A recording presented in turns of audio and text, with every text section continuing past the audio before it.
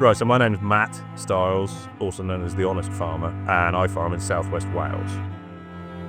I'm, I suppose you'd say, an agricultural contractor, sheep farmer, do a bit of everything kind of farmer. At the moment, don't actually have my own farm. More, I was renting land. Before we moved down to southwest Wales, we used to live in Cambridgeshire. As of last year, we've had to completely redo our lives. We had to give up. We had to sell all the sheep that we were farming. We had to give up the land that we were renting. Built all that up completely from scratch. So 5 years ago, we had no sheep.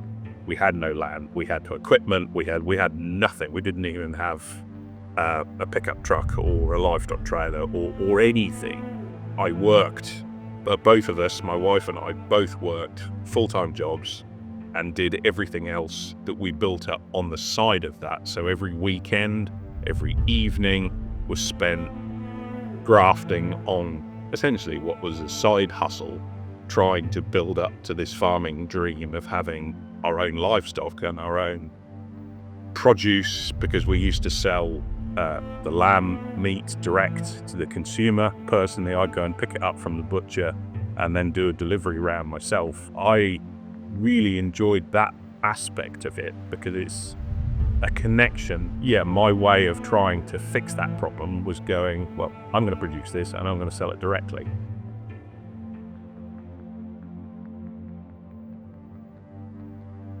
My plan has changed quite drastically. This year, I found out that for the first time I was going to become a father.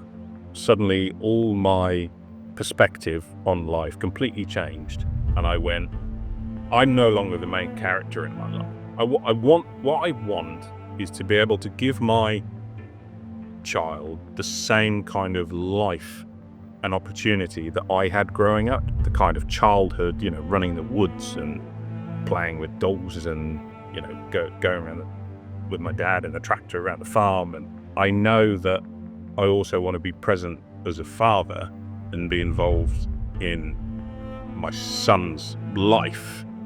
And I don't want to miss out on his childhood because I'm so focused on work that there's nothing else.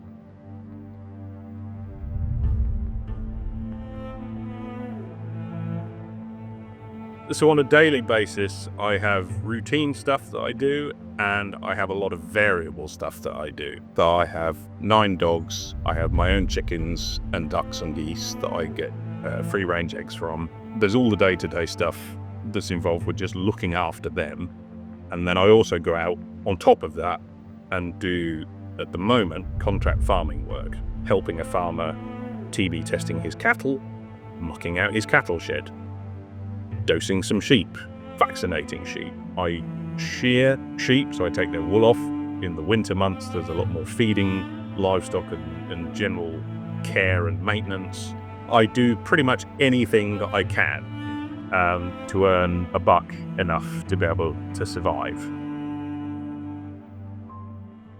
This year, in my living memory, I think actually having spoken to my father in his living memory, which is a lot longer than mine, has been one of the most challenging seasons that we've had in terms of weather, especially, has just been diabolical. We had almost 12 months of continuous rain. It felt like, I don't want to say that this is climate change in action, but it's certainly a change in the climate. Even at the beginning of June, it was still freezing cold, and so the grass growth wasn't there because it was too cold. The sheep fleeces weren't rising, the lambs weren't thriving, the calves weren't. There was pneumonia in calves and cows. And the other challenge has been the financial challenge. Agri-inflation is still incredibly high. A lot of farmers that I speak to, and myself as well, I've been feeling the crunch of the price of things, and I'm sure most consumers are feeling the crunch. The cost of everything has gone up, but for farming, it's just astronomical. The price of food in the supermarket shelves has just quadrupled. The price of livestock that we're getting, for the stuff that we're producing, has not quadrupled at all. The start of the season, I think the wheat price fell to £140 a tonne or something. It was £140 a tonne 30 years ago. How can we possibly make a farm business profitable when wheat is the same price, that the commodity price is the same price it was 30 years ago. And unfortunately, that's why we're seeing so many, especially older farmers, just dropping out of the industry. Well, are there going to be any farms and farmers left in 20 years' time? Will there be many of us? I don't think so. I think there's going to be so few, there already are so few farmers.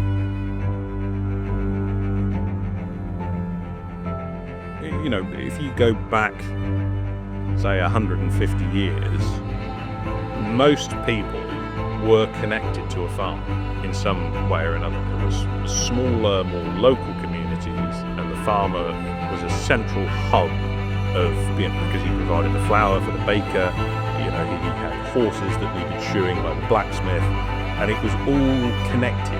And what we've done over the last sort of 50 or 60, the last 2 generations anyway, is everyone's moved away from the countryside and moved into big towns and cities. So I'm hoping that things like Shout About Farming and interviews like this, me talking about it, will actually reach some of the people that perhaps don't have a clue about how food's produced, and that's not their own fault. They've just become so disconnected from it. So what I would like to try with these type of things, we can't do it in a physical sense with the community anymore, because like I say, everyone's moved into big town cities and they live very far away from any. Can't necessarily do it in physical sense. We can do it in the digital sense, because you live in this wonderful digital age of social media and everything else.